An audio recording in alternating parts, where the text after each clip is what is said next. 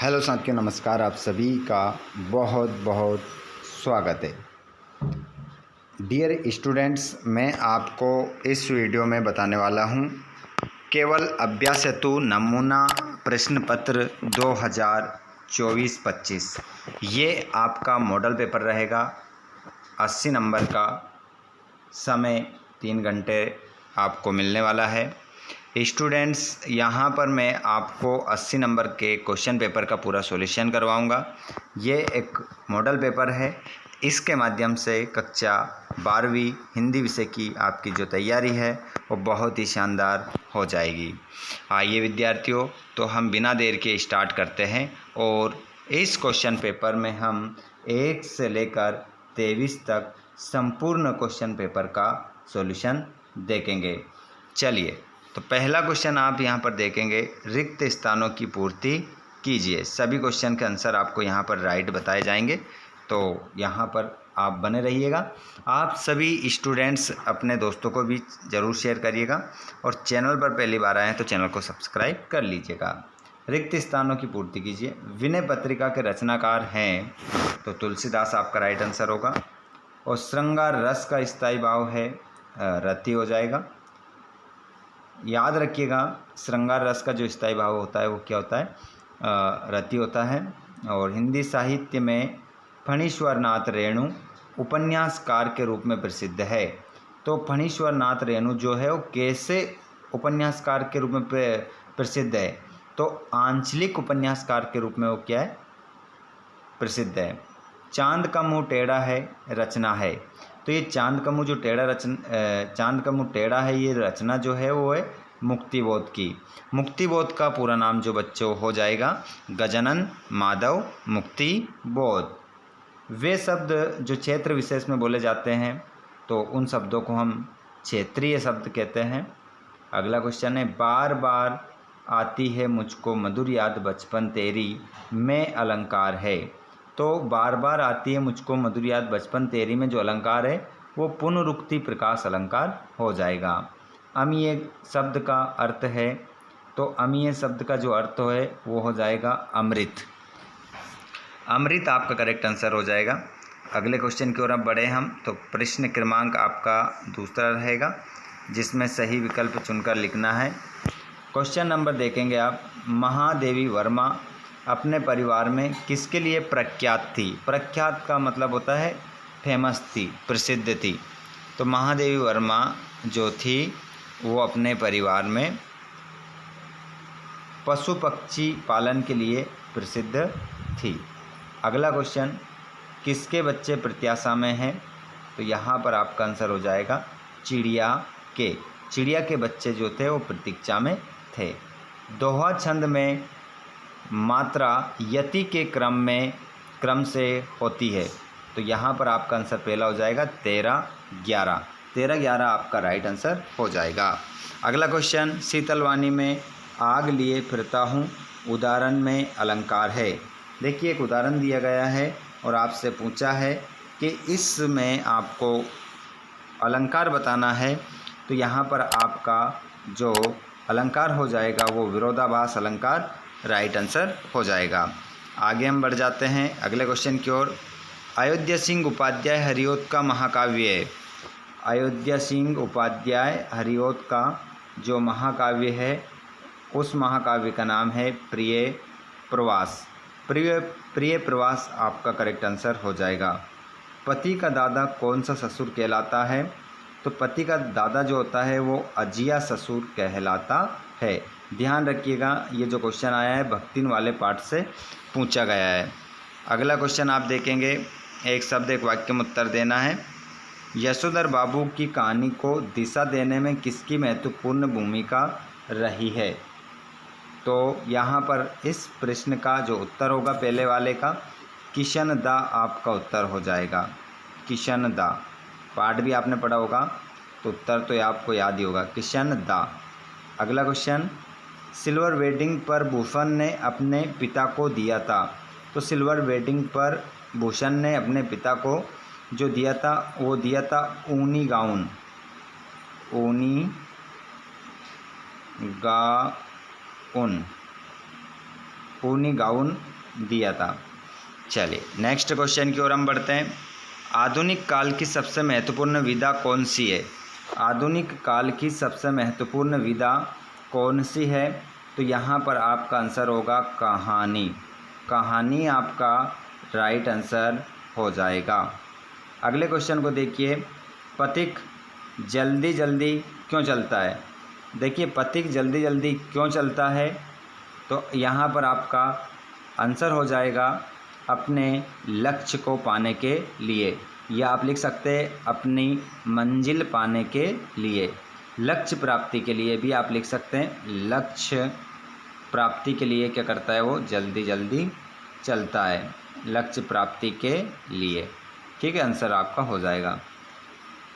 ये वे पेन है जो मेरे मित्र ने दिया था, वाक्य का प्रिय प्रकार है, तो आप इसमें लिख सकते हैं मिश्रित वाक्य है ये, मिश्रित वाक्य है, या आप अगर इसमें संकेतवाचक वाक्य भी लिखेंगे तो भी आपका सही हो जाएगा। धरती और आकाश को मिलने के स्थान को कहते हैं, तो जहाँ पर धरती और आसमान मिलते दिखाई देते हैं उसको कहते हैं क्षितिज। क्षितिज उसे कहा जाता है। अगला क्वेश्चन, डिंगल पिंगल भाषा का प्रयोग किस काल में किया गया था? तो डिंगल पिंगल भाषा का जो प्रयोग है वो किया गया था आदि काल में। आदि काल आपका सही उत्तर हो जाएगा। आगे बढ़ जाते हैं हम अगले प्रश्न की ओर। पूरा क्वेश्चन पेपर का सॉल्यूशन आपको मिल जाएगा इसी वीडियो में। देखिए, हरिवंश राय बच्चन द्वारा लिखित आत्मकथा क्या भूलूं क्या याद करूं है, तो इसमें आप अपना आंसर सत्य लगाएंगे। इसका आंसर सत्य होगा। बच्चों आप चुप बैठो तो मैं कहानी सुनाऊंगा, संकेतवाचक वाक्य है, तो इसका भी सत्य हो जाएगा। खाट डोरी तकनीकी शब्द है, इसमें सत्य लगाएंगे। अभिधा शब्द शक्ति का प्रकार नहीं है, असत्य होगा। जल्दी जल्दी में पुनरुक्ति प्रकार अलंकार है, सत्य। समाचार लेखन उल्टा पिरामिड शैली में होता है, सत्य। इस प्रकार आपका सत्यासत्य के आंसर होंगे।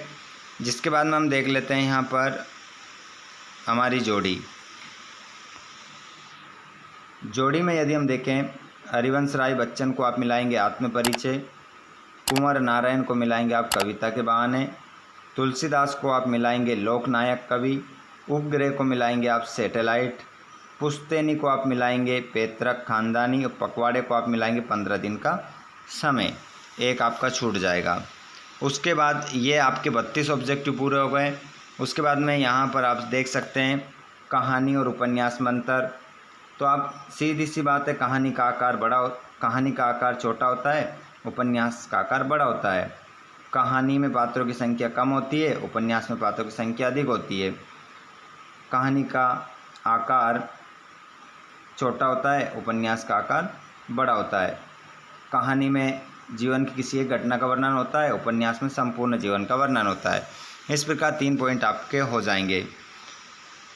अगला क्वेश्चन भी आप देखेंगे, शीतल वाणी में आग के होने से क्या तात्पर्य है। जिसके बाद में आप देखें कविताओं के पतंगों के साथ साथ वे भी उड़ रहे हैं, बच्चों का उड़ान से कैसा संबंध है। ये सभी आपके चैप्टर्स के क्वेश्चन है। देखिए, ये काले मेघाते पानी से है, ये बाजार दर्शन से। छायावाद की 2 विशेषता यहाँ पर आपको बतानी थी, प्रकृति प्रेम, व्यक्तिवाद की प्रधानता। आदिकाल की 2 विशेषताएं लिखनी थी, वीर रस का प्रयोग किया गया है, आश्रयदाताओं का गुणगान किया गया है, ये आदिकाल की विशेषता हो गई। अगला क्वेश्चन, ये सभी क्वेश्चन आपको करने हैं, ये तो कर ही लेंगे आप। आगे यदि हम बात करें तो ग्रामर से संबंधित क्वेश्चन है, जैसे कि सरिता पास हो गई, इसको संकेतवाचक वाक्य बनाना है। तो हम लिख सकते हैं सरिता पढ़ती तो पास हो जाती, ये संकेतवाचक बन जाएगा। सरिता पढ़ती तो पास हो जाती। और बिल्ली को देखते ही चूहे भाग गए, संयुक्त वाक्य बनाना है। तो इस वाक्य को कैसे बनाएंगे? बिल्ली को देखा और चूहे भाग गए। नीचे वाले वाक्य अगर आपको अशुद्ध वाक्यों को शुद्ध करना था, ये कर सकते थे। अथवा वाला क्वेश्चन करना था यहाँ पर आपको, तो इसमें आपको क्या करना है बता देते हैं। देखिए, हमें सुबह के समय जल्दी उठना चाहिए। हमें सुबह के समय जल्दी उठना चाहिए। तो यहाँ पर समय और जल्दी बात एक ही तो है। तो यहाँ पर हम कह सकते हैं हमें सुबह के समय को हटा दो, हमें सुबह जल्दी उठना चाहिए, वाक्य सही हो जाएगा। और यहाँ केसर या दही की लस्सी मिलती है, तो इसको सही करना है। तो हम कह सकते हैं यहाँ दही की, दही नहीं है ये दही है, समझिएगा इसको, यहाँ दही की केसर या लस्सी मिलती है। इस प्रकार से वाक्य आपका शुद्ध हो जाएगा। निपात शब्द, ठीक है, वाक्य वे शब्दांश जो वाक्य में प्रयुक्त होकर किसी वाक्य पर बल देने का काम करते हैं उसे हम निपात शब्द कहते हैं। जैसे भी, ही, तक, ये सब आपके निपात होते हैं। और यहाँ पर तीन पर्यायवाची शब्द लिखने थे। जैसे बादल को हम क्या कहते हैं, जलद भी कहते हैं, है ना, अम्बुद कहते हैं,